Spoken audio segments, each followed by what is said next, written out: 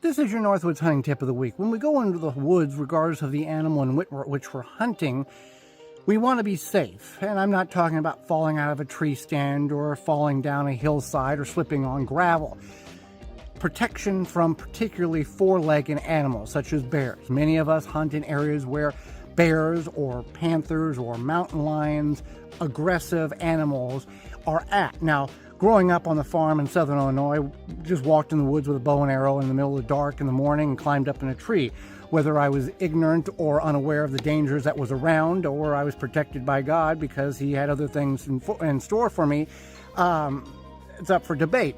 So one thing that whenever my wife and I bought our property in the Northwoods of Wisconsin, bear protection from black bear was a priority. I'd never been experienced in camping in an area where bears were present. So we asked around, did some more research, and both of us have 10mm with 200 grain bear loads. Never have had to pull the gun out and use it.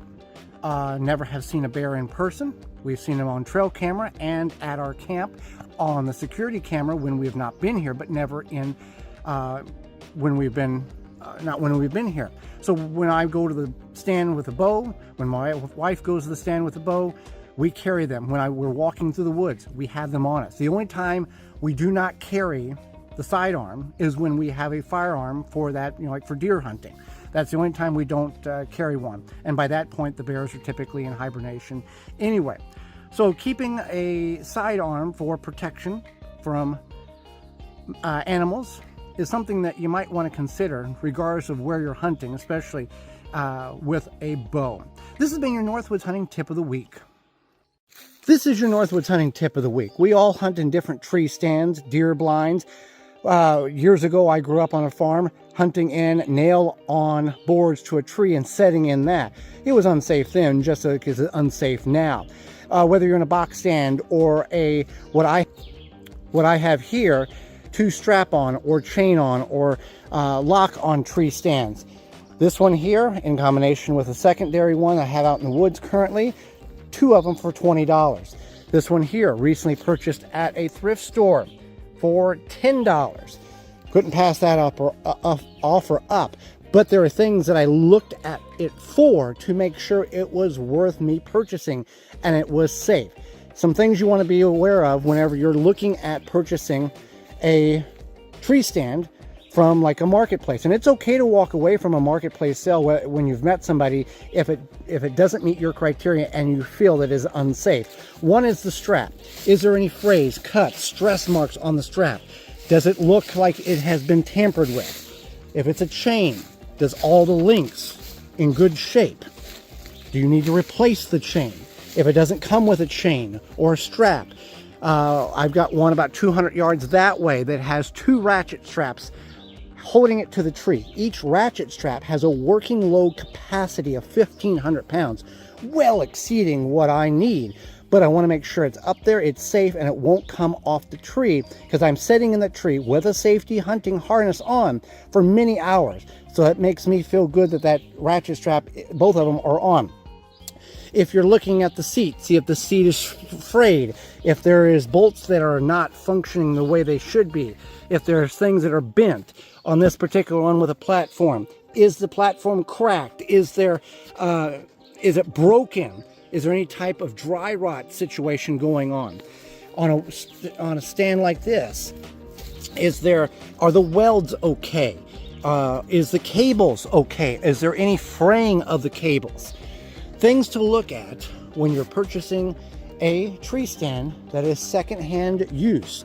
Again, just because it's cheap doesn't mean it's bad, but be sure it meets the safety requirements that you're looking for, because you're going to be sitting in this thing, trusting it with your hunting safety harness on for many hours in the stand, hoping to be successful when hunting.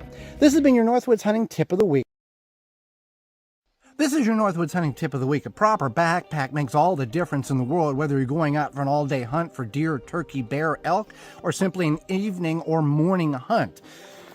I started out with this backpack here for, I think it was like $24 a couple of years ago. Broke the zipper on it. I'm sure that there is a way of fixing that, but it had one pocket outer pocket, inner pocket, and then a big cavity.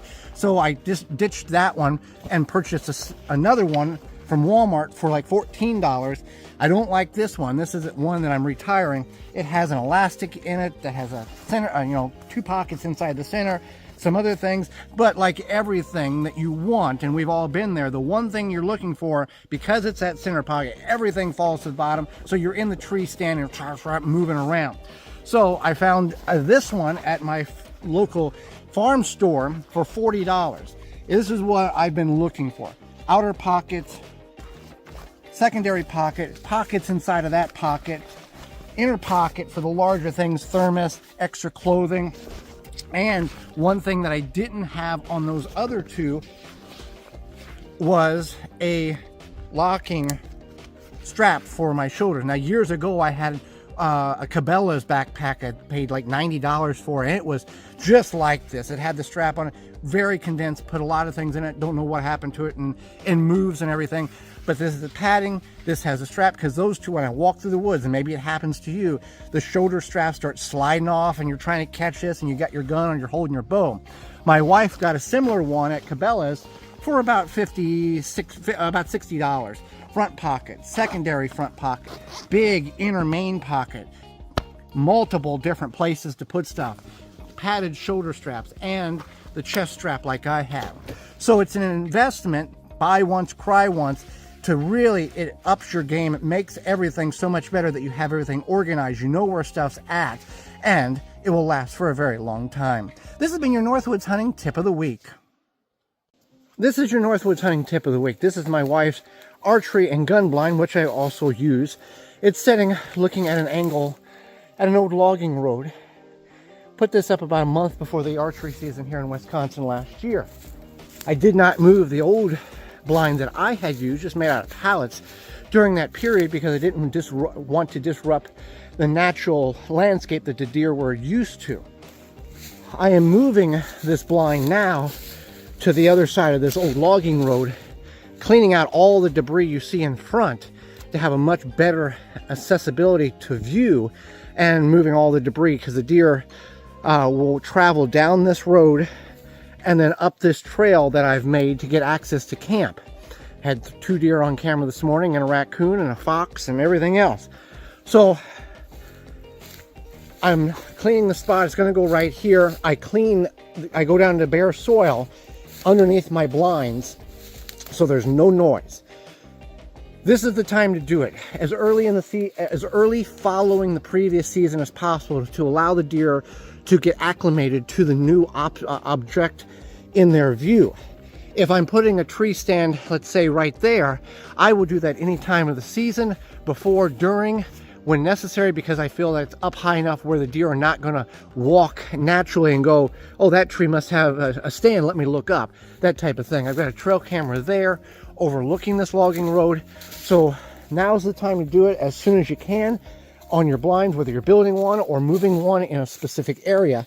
Clean the bottom of it so it's quiet when you get in, and move it as early as possible so the deer get used to it. This has been your Northwoods hunting tip of the week. This is your Northwoods hunting tip of the week. While we're hunting deer, the ultimate goal is to make an ethical shot and preferably see the animal go down within sight of your stand or your blind. However, that may not always be the case for a variety of reasons. You can figure out which one. So, in order to track, you can track the deer by just visually looking at the ground and going, okay, step, step, step. But in some instances, that deer, even though you've done everything correctly, that shot is where it needs to be, that deer goes farther than what anybody could ever imagine.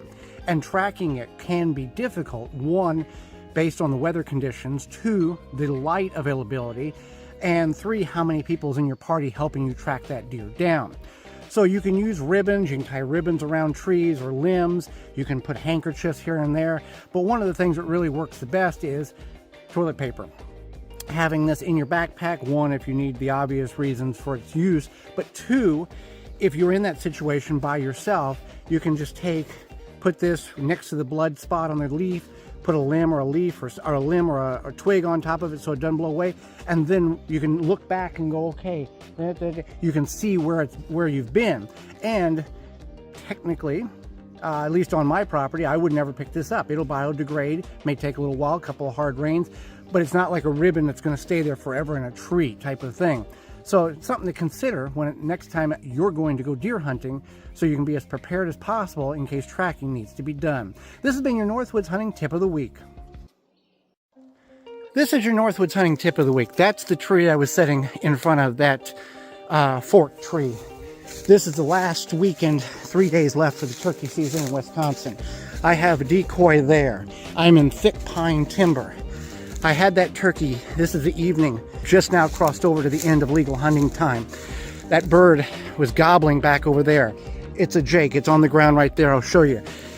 It gobbled, it kept gobbling. It came up here and it saw the hen, but had no interest. It bobbed its head. I don't know if it saw me, but you can see the tree that I was sitting in front of, give or take right in there. It went back in the timber there. So I grabbed I had mouth diaphragm in and the gobbling tube, and I would yelp and cluck behind me, and then it would gobble over there. Then I grabbed the gobbling tube and did 3 or 4 hard hits on it. I look over here, it's gobbling, it comes over here. It is a jake, and I am happy to have it. First turkey on the property after many failed attempts. That put the smack down on it, that spur turkey choke. It's an evening hunt, never hunted in the evening before, and I started doing it this year because I could hear birds over in this area roosting before the season and on the weekends that I didn't have a tag. So hunt in the evenings, and it just may be successful. Whether you're looking for a giant 3.5-year-old tom or a jake, you can be successful. This has been your Northwoods hunting tip of the week. This is your Northwoods hunting tip of the week. One of the practices in which I'm going to exercise this year on my shooting lane for archery is focusing at 40 yards. I'm good at 10, I'm good at 20, 30, I'm going to work on 40, I am horrible at. So one of the methods I have recently found was the shooting at a plate method. Now this is a 10-inch paper plate, and it allows me to manage my target panic by removing the pressure of aiming for a tiny little dot. I can maximize shooting at the plate and focusing on the 10-inch circumference of the plate rather than a little dot there or a little heart shot on the left target there. Once I master the relaxation and being able to focus on the giant target here, then I can go down to a smaller target, a 7-inch target, and then put an X in that and really focus in on being more precise, but more of a method of getting comfortable shooting at long distances for my application, and in order to remove that stress of trying to pinpoint a tiny little target from a long ways off. This may help you in your target panic at a longer distance to get more comfortable. This has been your Northwoods hunting tip of the week. This is your Northwoods hunting tip of the week. Whether you're on public land or private land, this is applicable, and I'll give both reasons why. If I've got a deer blind here, but let's say you've got a tree stand right here on public land. A lot of times, people, if it's high enough up, people walk by, won't see it, especially if you take the lower steps out on it, people walk right by. But what people will notice is if they're walking, they will see stumps or saplings that have been just cut out and left like that. And then they'll start looking around. That's about 3 inches above ground level. They'll start looking around going, well, that's recently cut. What's going on? Oh, there's a tree stand right there. And then the possibility of theft can happen. On a private property like mine, that is not a good situation because I'm going to trip over that.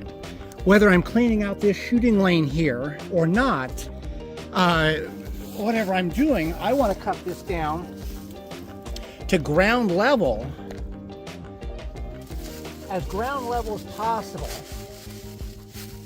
whether I have shears or snips, pruners, and get rid of that so I'm not tripping on that, or stepping on that as low as possible. And looks clean, can't see it, I'm not tripping over it, I'm not going to impede myself on it. So there's a couple of different reasons why, if you're trimming saplings out of a shooting lane for a public stand, tree stand that pretend it's there, or a private stand, there's benefits to both of them. This has been your Northwoods hunting tip of the week. This is your Northwoods hunting tip of the week. I'm in my wife's see-through deer blind, and I've hunted in this as well. Three-sided, what is that, 270 degree. And right out here is logging road. This deer blind will be moved over there so you can see down the logging road better. But I've hunted in this when it was 8 degrees and cold with this propane heater. Worked great. However, the heat did not want to come towards me. It wanted to go up, and they would melt the snow and the ice on the roof and drip off, which that's going to happen regardless of what I do. So I got this thin piece of metal I got off of a old trash can lid, and I have screwed it to the bracing or the brackets of the heater to kick it out about 4 inches to allow heat to shoot out towards the hunter more directly than just going up. Before, I would have to have my hands over top of it like this. You really didn't feel any heat out here. This should help bring some of that heat out.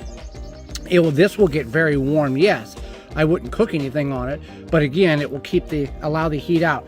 So now in the springtime of the year is the time to go through your tree stands, your deer blinds, your equipment, what did not work to the efficiency that you wanted it to last hunting season. Get it done now so it's fresh on your memory, and it's done so you can enjoy the hunt and not have to go, well, I got in a tree stand opening morning, I forgot to do this, now I've got to go out and come back later and get this done. This has been your Northwoods hunting tip of the week. This is your Northwoods hunting tip of the week. This is my archery setup at my permanent camp in the Northwoods of Wisconsin. 40 yards is about the center of the wall tent. I've got 3 targets I can shoot at. The bags on the top are for when I do long shots. If I miss, instead of the arrow going back there and I lose it, those bags will stop it. IKEA bags filled with leaf debris, packed tight. Always, you should be practicing where you're the weakest. I'm perfect. I'm excellent at 10 yards. I'm excellent at 20 yards. When I get to 30 yards, I'm moderate to okay. 40 yards is where I'm working, I need to work on. 50 yards, I think, is beyond my bow's capability. But 30 yards, I'm going to focus heavily on this year. And 30 yards as well. I had one opportunity at a deer last year, firearm and archery, and that was at 31 yards, and I overshot because I used the 40-yard pin because everything was happening very quickly. Also, what I'm going to practice, and what you could practice as well at, is as I'm at my 40-yard marker, take my time, have my rangefinder. I know it's 40, but go ahead and range. Do all the activities that I would in the stand. Put my rangefinder down, draw back, try to relax, and fire off at the target.